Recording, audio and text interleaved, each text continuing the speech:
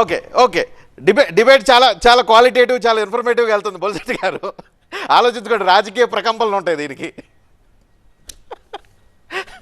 ఉన్నాయండి, తప్పలేదు. Okay okay రోషే గారు కమాన్ ఆన్సర్ చేయండి. మీరు బొలిశెట్టి గారు 10 నిమిషాల నుంచి చెప్పిన వాళ్ళ పార్టీ రాజకీయ ఆలోచన విధానం మీద. సరే, ఇప్పుడు నేను ఒకటి ఈరోజు రాష్ట్ర ప్రజలు మరి ముఖ్యంగా ఏదైతే తెలుగుదేశం పార్టీ జనసేన గురించి మాట్లాడుతూ ఉన్నారో అక్కడ దాకా ఇప్పుడు షీట్ షేరింగ్ దాకా వీళ్ళు వెళ్ళారు. అసలు అది ఎలాంటి అవకాశం ఎక్కడా కూడా లేదు వాళ్ళిద్దరికీ. First point. రెండోది, ఇవాళ చంద్రబాబు నాయుడు మనస్తత్వం, చంద్రబాబు నాయుడు గత చరిత్ర, ఈ రాజకీయ పార్టీలతో ఏ విధంగా చేతులు కలుపుతాడు, ఏ విధంగా వాడుకుంటాడు, వదిలేస్తాడనేది ఈ రాష్ట్ర రాజకీయాలు అందరూ ప్రతి ఒక్కరికి తెలిసిన విషయమే.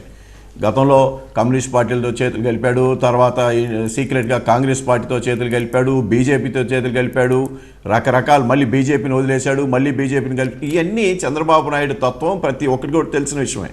ఇవాళ ఏదైతే జనసేన గురించి మనం మాట్లాడుతూ ఉన్నామో, జనసేన పార్టీ ఒకటి ఆవిర్భావం నుంచి కూడా ఒక పద్ధతి ప్రకారంగా ఒక పొలిటికల్ పార్టీ ఏ విధంగా ఫామ్ చేయాలి, ఒక ఆర్గనైజేషన్ ఫామ్ చేసి తను కూడా ఒక పవర్ దాకా రావాలి అనే ప్రయత్నం ఎక్కడన్నా చేశారా అని మనం ప్రతి ఒక్కరు కూడా ఆలోచిస్తూ ఉన్నారు. ఇవాళ జనసేన ఈ స్థాయి ఇవాళ 2012లోనో ఇప్పుడు ఫామ్ అయింది, 13లోనో. సో దాదాపు 10 సంవత్సరాలు అవుతుంది. ఈ 10 సంవత్సరాల్లో ఆ పార్టీ ఫార్మేషన్ గురించి ఒకసారి ఆలోచన చేస్తే ఎక్కడా లేదు.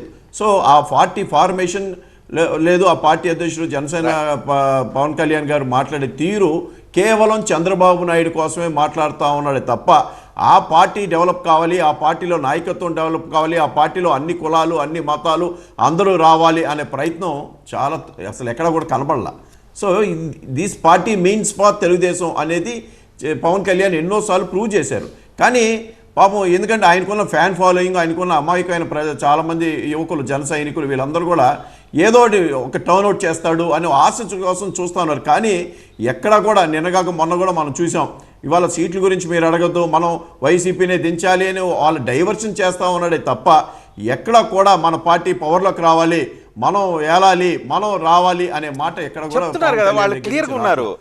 పవర్ లో రావడం కంటే ఫస్ట్ మిమ్మల్ని దించడం, తర్వాత పవర్ షేరింగ్, ఆ తర్వాత దించడం ఫస్ట్, తర్వాత షేరింగ్. ఇవాళ దించే దాంట్లో సార్, ఇవాళ దించే దాంట్లో చంద్రబాబు నాయుడు స్క్రిప్ట్ రీడింగే పనిచేస్తా ఉంది తప్ప తనకంటూ వైసీపీ పాలన ఇది ఫెయిలియరు, ఇదిగో ఈ స్కీమ్స్ ఫెయిలియరు, ఇదిగో ఈ పాలన ఫెయిలియర్, దీని గురించి మాట్లాడతారా? ఎంతసేపటికి ఆయన సినిమా డైలాగులు మాట్లాడాడే తప్ప ఎక్కడ కూడా పరిపాలన విధానంలో నా పార్టీ సిద్ధాంతం ఇది, ఇదిగో నేను ఈ విధంగా ఈ రాష్ట్రంలో పేదరికాన్ని నిర్మూలిస్తాను, ఇదిగో ఈ రాష్ట్రంలో ఇంతమందికి నేను లబ్ధి చేకూరుస్తాను, ఈ రాష్ట్రంలో ఇంతమంది బాగు చేస్తాను, ఈ రాష్ట్ర రూపురేఖలు మారుస్తాను, ఒక కాంక్రీట్గా ఏ రోజన్నా మాట్లాడటం జరిగిందా? మీరు ఒక్కసారి ఆలోచన చేయండి. ఈ రాష్ట్ర ప్రజలందరూ కూడా గమనిస్తూ ఉన్నారు.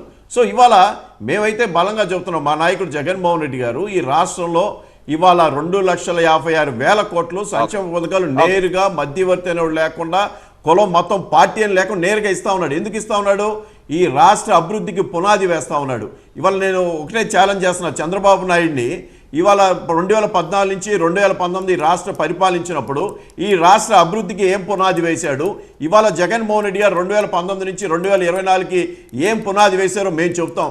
ఏమన్నా వాళ్ళు డిబేట్కి రమ్మానండి. ఇవాళ జగన్మోహన్ రెడ్డి గారు ఈ రాష్ట్ర అభివృద్ధికి వేసిన పునాది రాబోయే తరాల్లో మనం చూడబోతున్నాం. అంటే ఇలాంటి అంటే కాంక్రీట్ నిర్ణయాల మీద ఎక్కడా కూడా ప్రతిపక్ష పార్టీలు మాట్లాడలేకపోతా ఉన్నాయి.